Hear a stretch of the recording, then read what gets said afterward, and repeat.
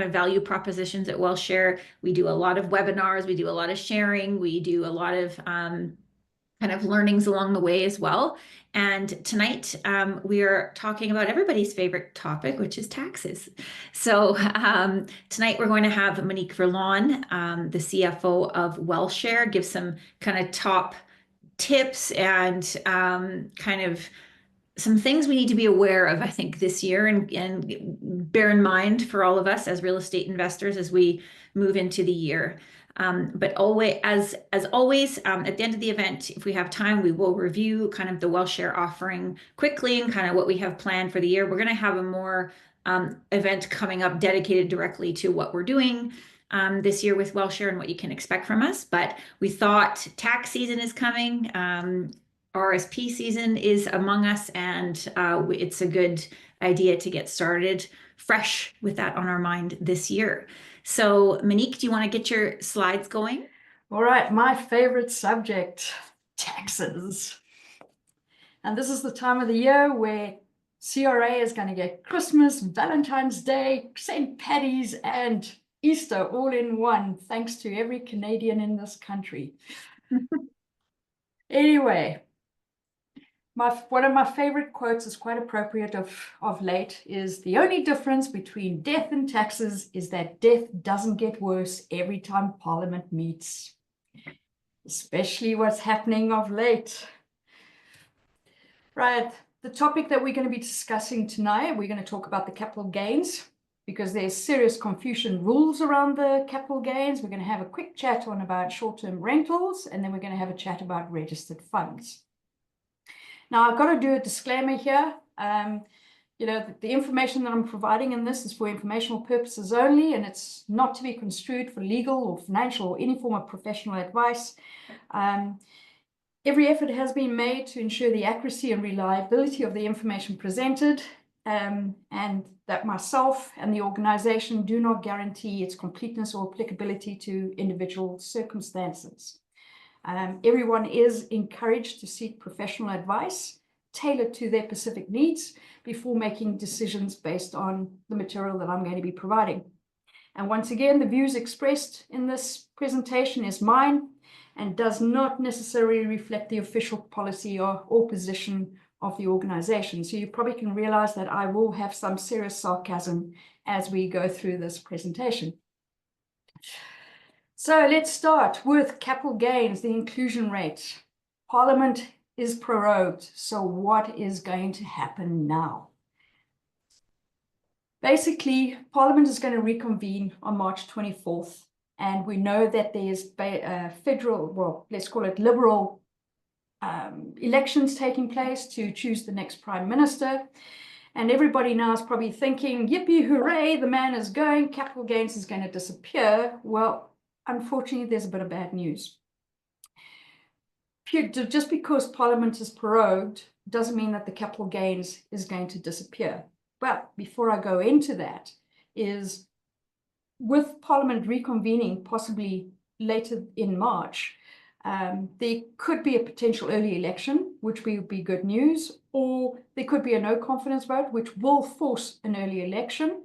There is so much legislative uncertainty, especially around the capital gains and a couple of other legislative items that's on the order paper at the moment. But my opinion, this is mine alone, is I have a suspicion that the capital gains is not going to pass legislative. It's just not going to happen. But that's my opinion and mine alone. So everybody's asking, what is going to happen now? Well, the proposed new legislation is actually administered by CRA. Because there was a notice of motion placed, it automatically means that CRA will be administering it. So even though it's not been presented to the House of Commons or it's actually been legislated, it's irrelevant. CRA will be administrating it, which basically means they will be enforcing the new capital gains legislation. But because we are a self-assessed tax system, taxpayers have got a choice to choose if they want to do the old legislation by having the 50% inclusion rate, or if they want to go with the new legislation, with the first 250,000 being at 50% inclusion rate, and anything over and above 250 at 67%. And for corporations, it is 67% or 2/3 capital inclusion. So there is a risk attached to this. If legislation passes, you will need to refile your 2024 tax returns, especially with the capital gains. And you may be facing penalties for late payments as well as interest on the outstanding balance. If legislation doesn't pass, well, good on you. You're actually going to be paying no cost to amend it. But the people that did choose to go the 67% route, they will need to possibly refile to claim a refund on their taxes because they effectively overpaid. So basically that's it. So it's even more confusing, isn't it? I know. So what is the proposed change? Please don't ask me why the June the 25th. I can come up with many conspiracy theories around the June 25th. And everything that has happened with CRA and the government, it's always been on the 1st of January and in the preceding year. For some apparent reason, they decided to choose June 25th.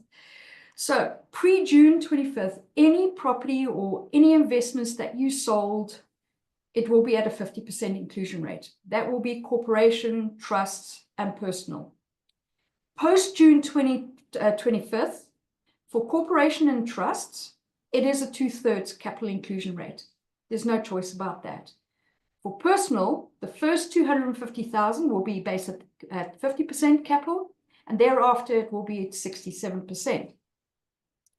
So just to give you an impact, I just did a brief little example just to show you what the impact is. So if we had a capital gain pre-June 25th for $500,000, the inclusion rate will be 50%. So basically you would have a tax capital gain of $250,000, which means you have a taxable income for that same amount.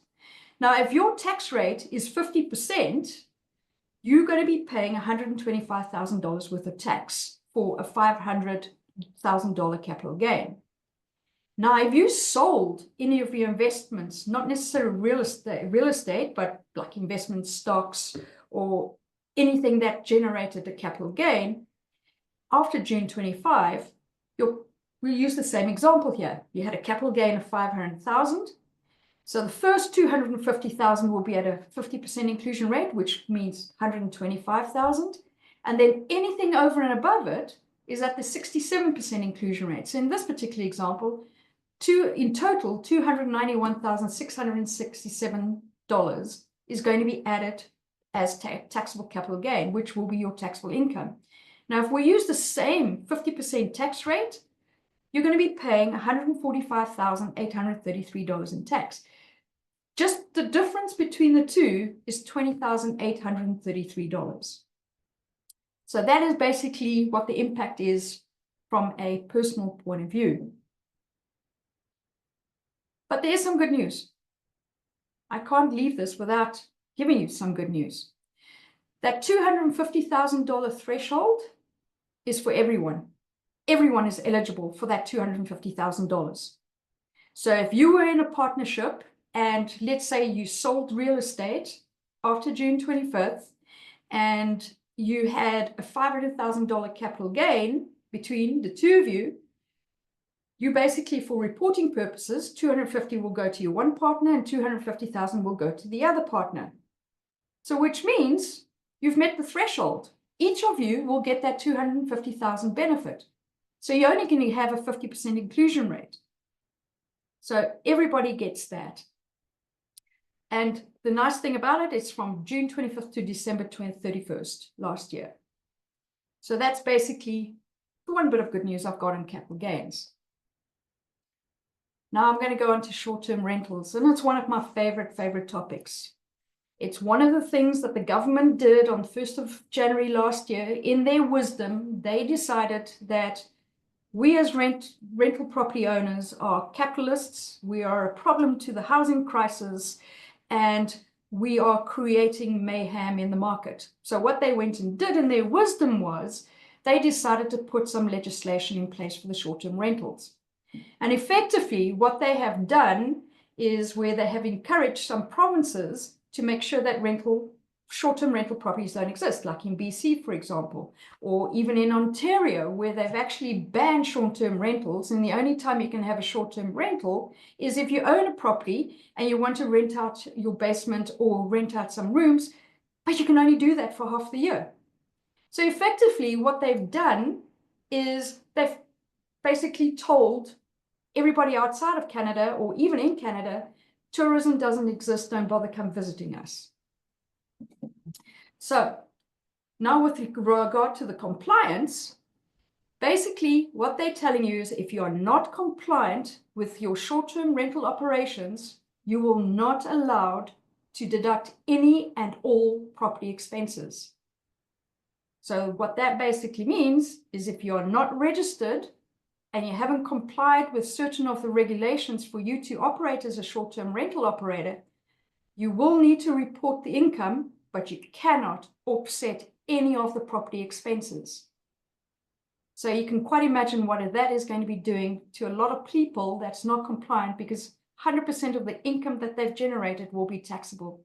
And all the expenses that they incurred on that short-term rental property, they will have to eat it. They can't claim it as a deduction. So what is a non-compliant short-term rental?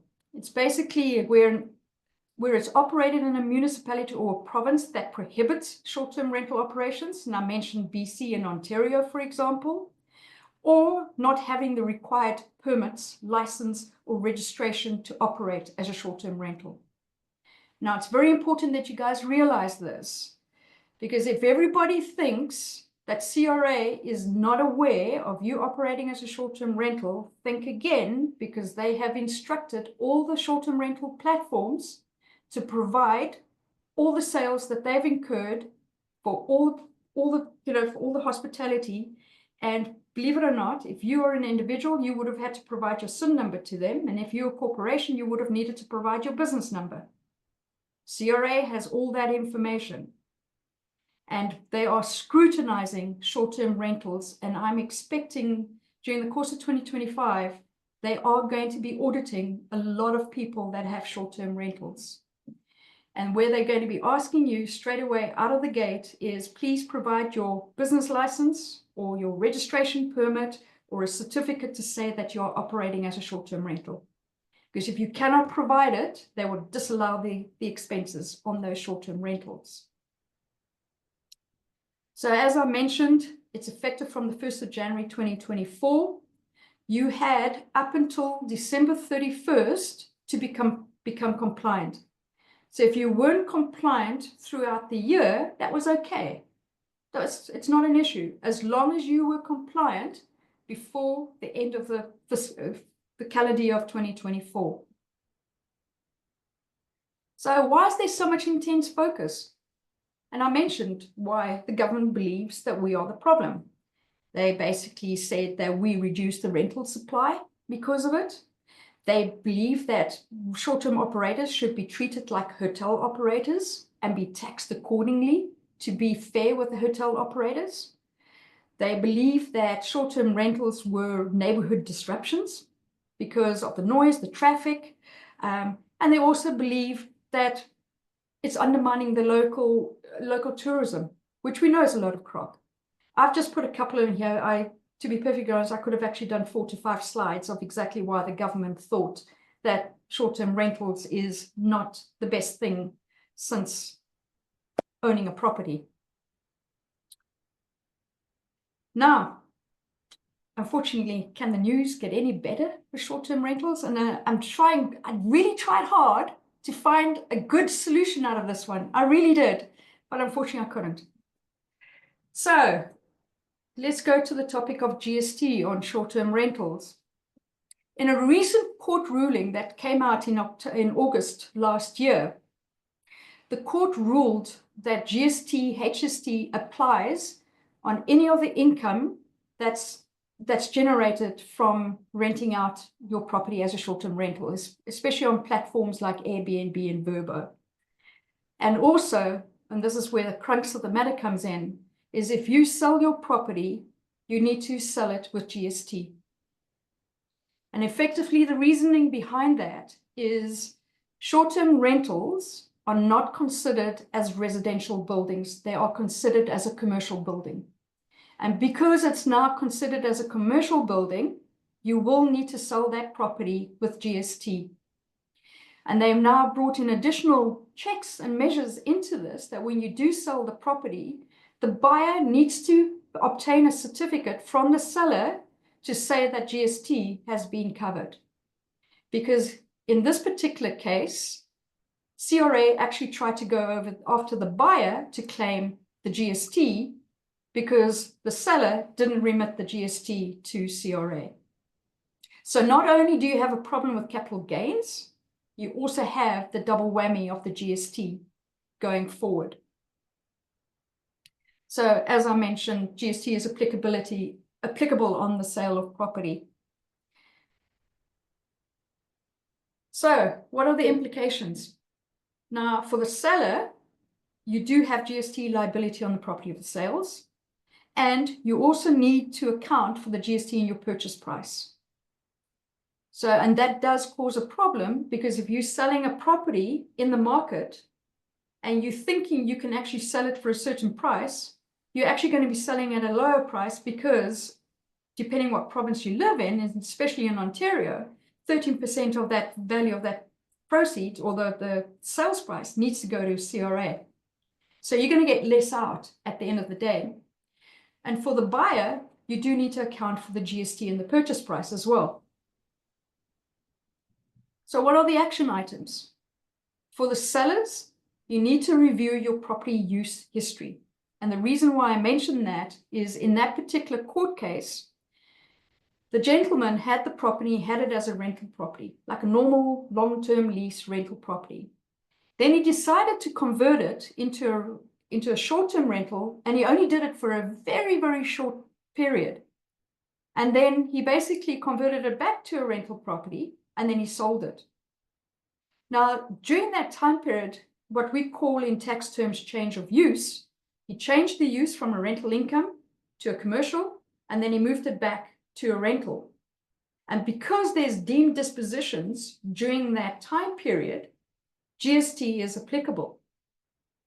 So you've got to factor that in mind, that if you are planning on swapping the purpose of use of that building, there is ramifications. And before you do anything like that, I suggest you talk to your accountant on this, because it could nip you in the butt. And then for the buyer needs to verify the GST, HST obligations during the purchasing negotiations. It's very, very important. So let me talk about registered funds. So with regard to registered funds, this is the perfect time of the year when we can actually look at registered funds. Between January and February, we have an opportunity to try and reduce our taxes for the previous year. And there's a lot of benefits of having registered funds, not only because of the tax advantages, where you can actually have, if you've got an RRSP, you can claim it as a contribution, which reduces your taxable income, or you can actually have a TFSA, which actually has tax-free growth. Also, with regard to TFSAs, you actually have withdrawals, which is 100% tax-free, whereas with RSPs, it's actually only deferred to a later time period when you start drawing upon it.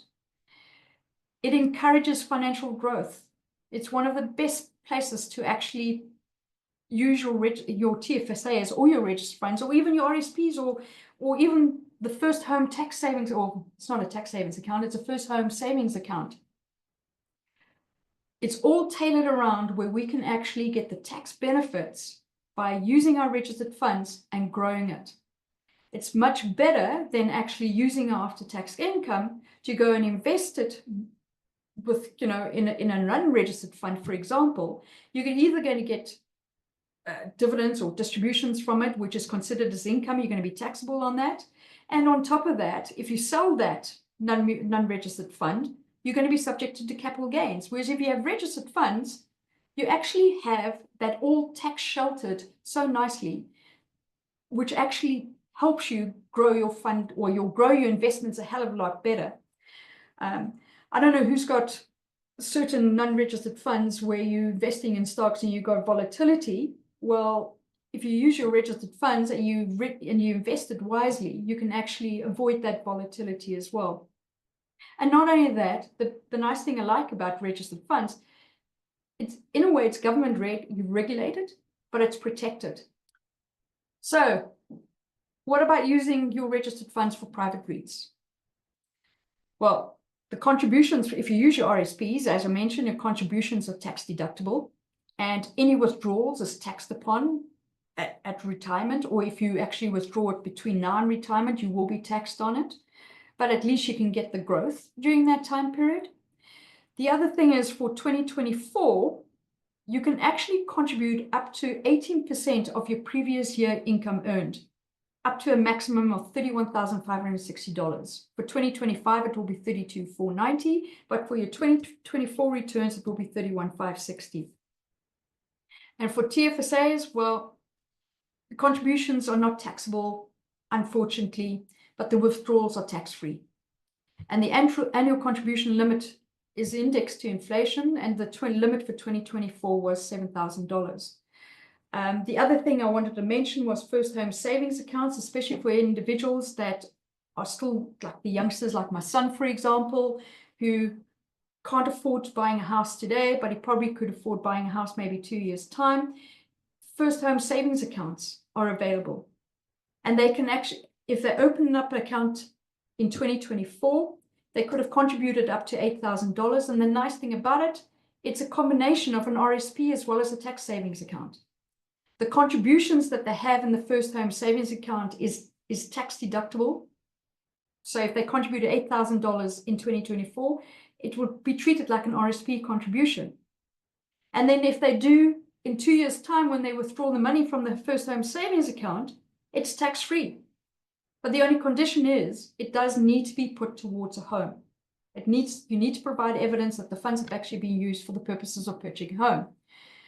The other nice thing I like, now unfortunately I didn't put it in the slide with regard to the first home savings account, is if they opened up an account in 2024 and they had an $8,000 limit and they didn't use that limit in 2024 or did not use all of it, it carries over into 2025. So which means the contribution room extends into the following year.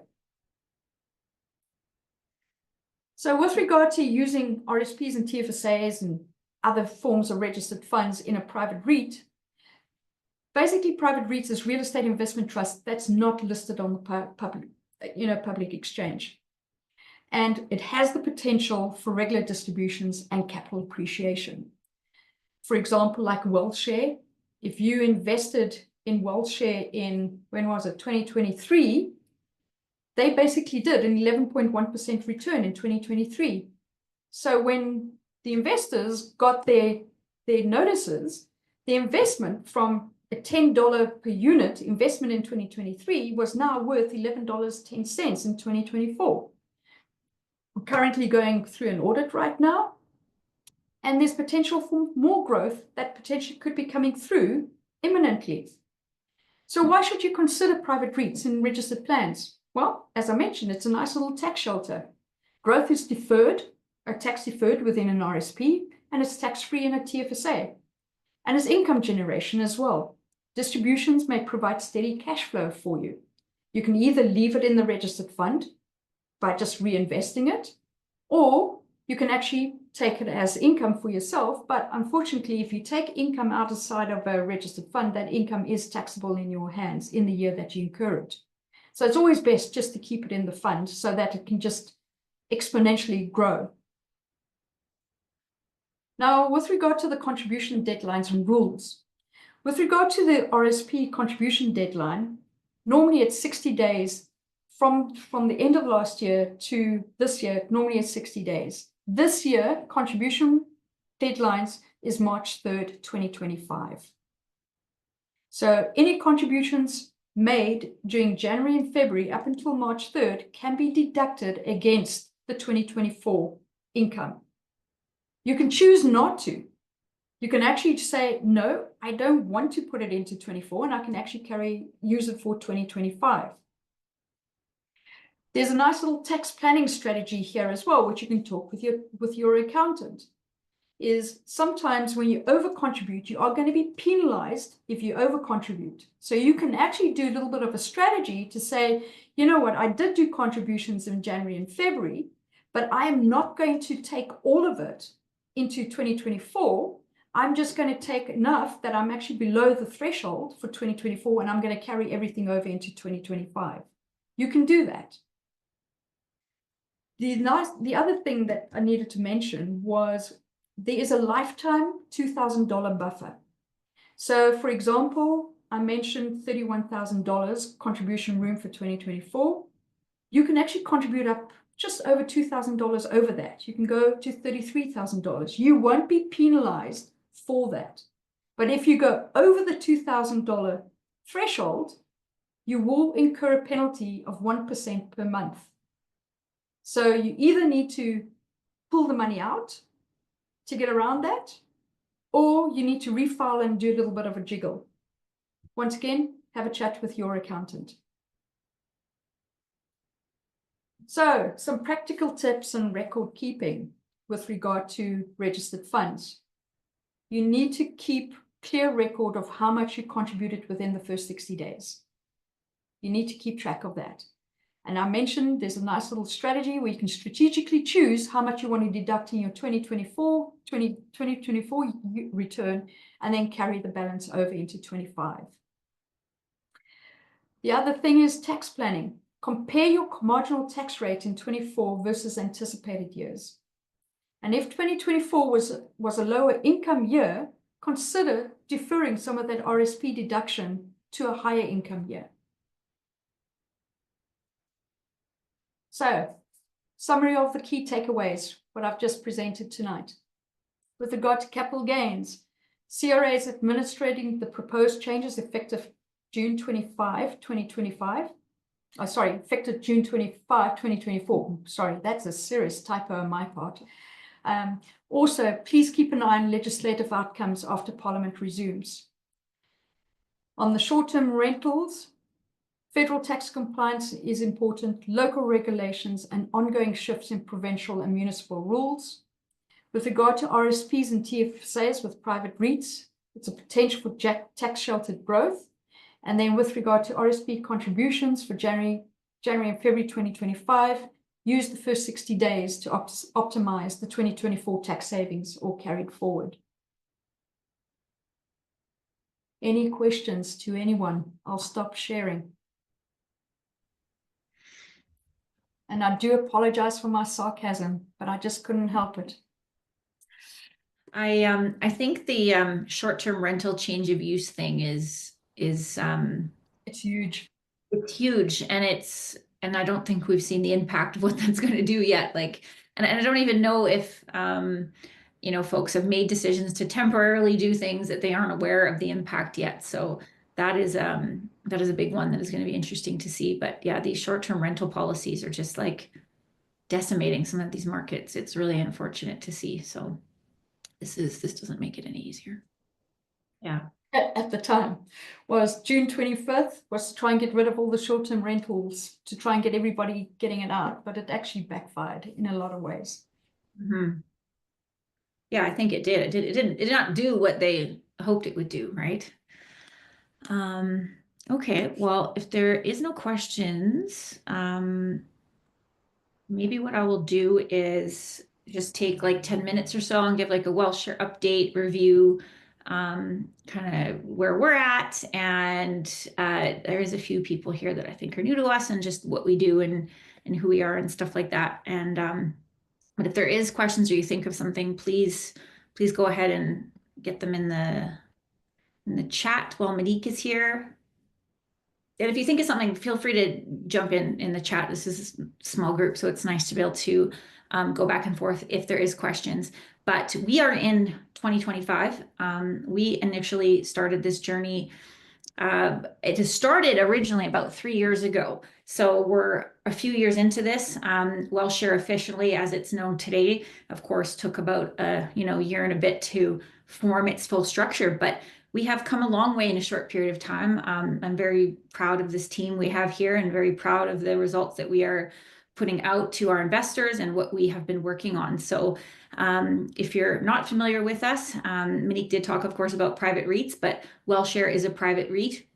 We are located here in Calgary, and we're buying multifamily assets here in our backyard of Alberta, which allow our investors to invest passively with us and alongside us in that space without having to do any of the work. Our disclaimer is available on our website if you want to review it at wealthshare.ca. But basically, what we're talking about tonight is for informational purposes only, and just going to tell you a little bit about us. So, as you may know now, this is our team. This is our management team here. Myself, the CEO of WealthShare, Monique, our CFO, and Rodney, our COO, are all here tonight. And we are the co-founders of WealthShare, but are individually real estate investors on our own first and foremost. And that was really the backbone of bringing this group together, and what we have kind of aligned with as well in our careers and jobs and how we kind of all came together. It's all thanks to the real estate investing community here in Canada. So bringing WealthShare to the market was with that all in mind. But if you're new to WealthShare, just really quickly, what we do and who we are. We're a private REIT, as I said, and I always like to start with who we are and what it's about, because you're probably wondering that if you're new here. But our offering is an opportunity that's open to eligible and accredited investors here in Canada, and that is subject to compliance with securities laws. We are heavily regulated in our space for a very good reason. We are a compliant vehicle for you to use your registered funds, which is why that is such an important piece to our structure, that we can accept registered funds, and the CRA has deemed us to be an acceptable place to put registered funds in Canada. We have a low minimum investment of $5,000. We very much believe in accessibility, in opportunity, in information, and keep our investment minimum low intentionally. We very much would rather people get started than wait and not get started at all. And also, dip a toe, get to know us, see how you like your investment, and you can always, of course, invest more in the future should you choose. We do take cash as well. It's not just registered funds. We need both and love both, take both. But the most important thing is what are the targeted returns? And we target a 12% annual return with WealthShare. Monique mentioned our 2023 returns were 11.1%, and we didn't quite have a full year in the books. We had about 9 months, I think it was, of actual time that was, going into that return. And as Monique said, we are subject every year as well to an independent financial audit, which I'm sure Monique, her stress levels can speak to that, how rigorous these audits are, but they're there for very good reason for you as the investor. Obviously, we are required to do them with the vehicle and structure that we have, but not every passive opportunity out in the marketplace offers that. So that is a very good question to ask if you are new to the passive investment space, is if they are doing audited financials annually, because that does give you a very good look into how things are going, where the dollars and cents are moving, and if the return being communicated is actually what it is. So you can see our previous financials on our Exempt Market Dealers platform, which maybe we can get a link for that. And then when the new ones are available for 2024, they will also be made available on our offering platform at Atlas One. So that is an important one. Now, 12% passive, even on the lower end at 8, is usually attractive for a passive investment compared to what other passive investments you might be obtaining with your bank or other institutions. So what the 8% preferred return means, I'll just mention that quickly, is us as the management team, we do not receive any sort of performance bonus on the returns of WealthShare unless we hit a minimum 8% return in that year. So we are motivated to hit the 8% return. And that's, really what's like in it for us in the long run, so to speak. So minimum 8% is our goal, but we are targeting 12% with every type of opportunity that we analyze. We do our very best to hit that 12%. If it's not making that work, we just move on to the next opportunity. This is an interesting one. I get asked often, like, well, when are we done? Or when is it like, when is it over? And we are an open fund. So there is no like end where, okay, we're here, now we're done. This is an open fund. We're in a continuous raise. And as we continue to grow, your investment will grow with us. So you invest today, we make more acquisitions over the coming years. Your returns are being calculated off of the whole portfolio, not just off of the portfolio we have today, but also what's coming in the future. So the nice thing about that is, as the portfolio grows, you get the benefit of that, but also we get to reduce risk maybe on one individual property when we are spreading it out over a portfolio. And because we're on a continuous raise, there's an unlimited number of Class B trust units in our offering. Today, our unit price is $11.10. In our first year, it was $10, as Monique said. And, what we can say is that, there maybe a change in unit price in the future. And this is done annually as a result of the audit. So every year you can expect that sort of timeline. The annual audit will be announced usually kind of like end of February, beginning of March kind of timeline every year. Now, I just want to talk briefly about what is a REIT, and really simply, it's just a vehicle that allows investors to pool their capital towards a common goal. There's all kinds of different REITs and funds out there doing all kinds of different things.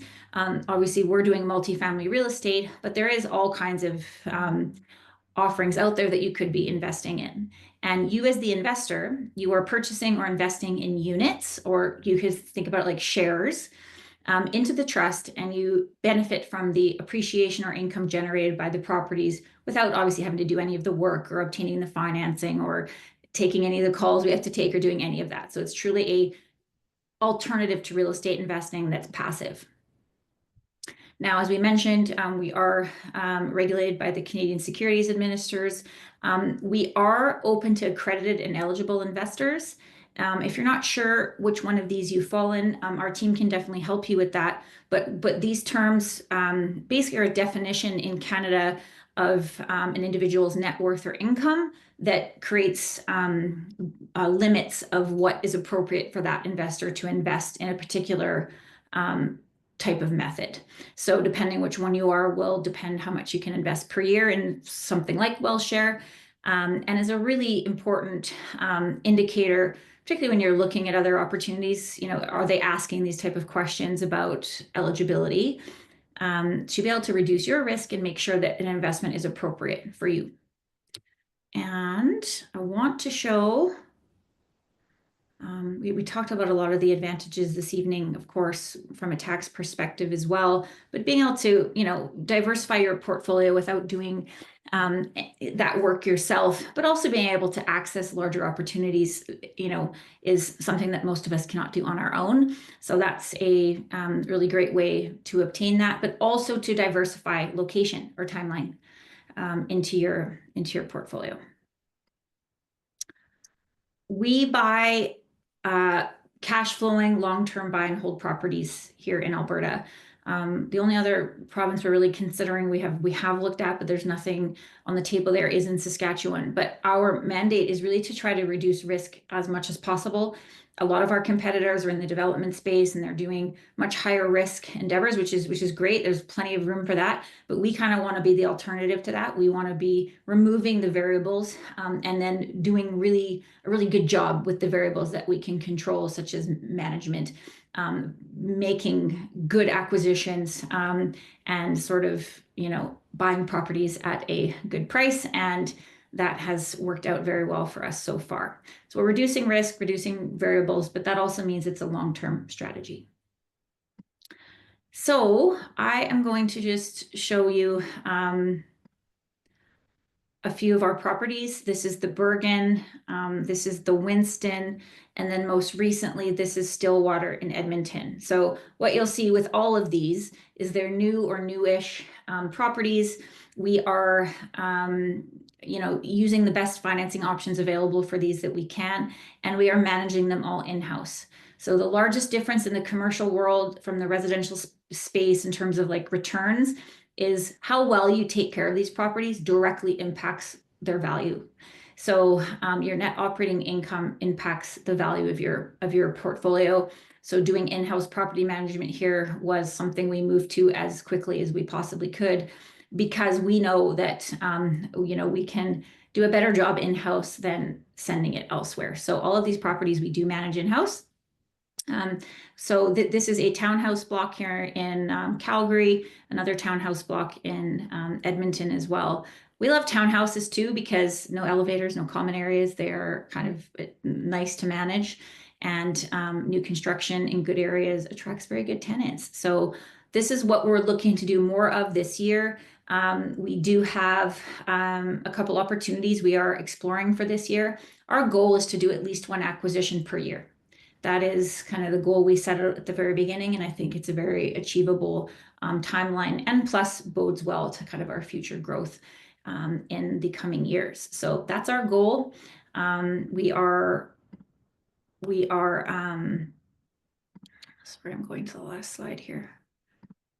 I want to show you my this. So where we're at today, as I said, all of this information is available on the platform, but this is a quick summary if you want to take a look at this. I also did write a guide to like analyzing passive investments, because I do feel like there's a lot to look at here and a lot of numbers and a lot of terms. So if that's interesting to you, let us know. Maybe we'll send that out with this. But these are the key details that you want to take a look at when looking at an offering, and this is all available on our platform. Rodney, did you want to add something? I thought I just saw. No, you covered the main things. The only thing I was going to add maybe is just on in the tax side of it, how it applies to the conversation today. And I think it gets confused with some of the other offerings out there when you talk about our yearly return. Our returns the first year were on the unit price growth, so that's not a taxable event. The value comes up by that 11.1%, so your net assets grow by that much, but you're not paying tax on that 11% until you sell your units in the trust. As we move forward and start having cash distributions, as Monique mentioned earlier, that part of it would be taxed. But as long as every time our price changes and it continues to grow as we plan, those are not taxable event situations. So sometimes we're looking at other things like a development or some of the other options out there.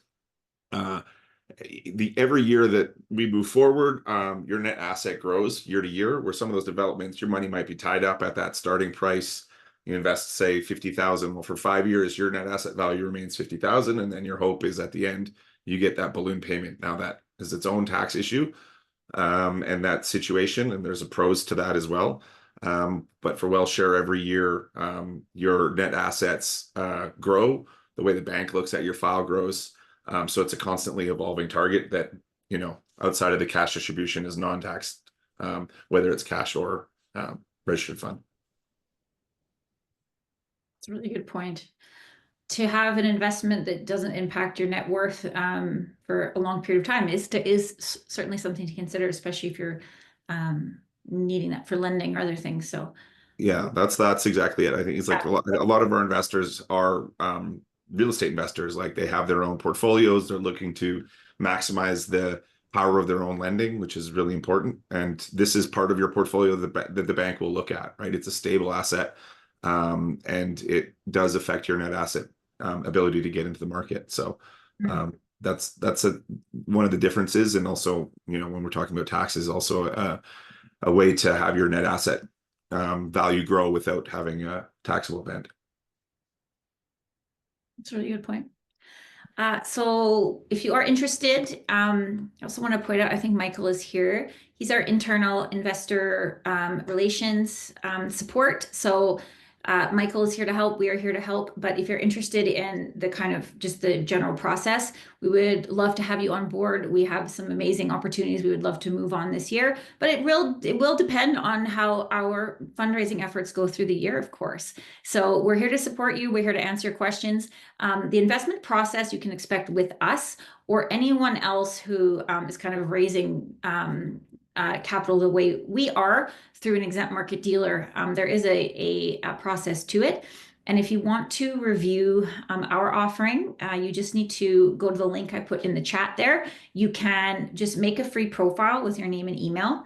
And you'll be able to review all of our documents as well as all kinds of other opportunities out there as well. There's some really interesting things on there. So if you like to look around and shop around, I encourage that. But what I wanted to highlight about Atlas One and the exempt market dealer is their job is to really ensure you're doing something suitable for you as an investor. So they are an independent third party that we are required to use if we are accepting investment from non-accredited or what's called eligible investors here in Canada. So it's not because we want to send you over there. It's for a very good reason, and we are required to, but we are here to help you every step of the way. And if you are using registered funds, we also are working with Olympia Trust, Odyssey Trust, and Western Pacific Trust to facilitate those transfers. If you are using registered funds, then a trust company is required to be used. So this is the general steps, very much an online process, digital signing process. And yeah, we're here to help you through it. But was there any other questions? Did we miss anything? I was just going to add one thing while you check for questions as well. You'll be seeing some emails from us over the next few weeks as part of the tax season and what we're trying to accomplish with our community. We are offering a 10% bonus unit for new investment into the fund. So basically, if you buy 100 units, you get 110. You'll see more emails about that. Of course, reach out to Michael. He can explain it further as well. But there'll be plenty of correspondence and some events moving forward as well that will support that and provide more information. Awesome. Yeah, great. Thank you. I forgot to mention that. That's something we're excited about. Yeah, it took some back and forth and really making sure that we were able to do something like that. So we're pretty excited to have that offering. Awesome. Okay, well, if that's it then, no other questions. Good to see everybody. Happy New Year. Thanks everybody for coming out. Hope everybody had great holidays. Yeah, thanks so much, everyone. Awesome.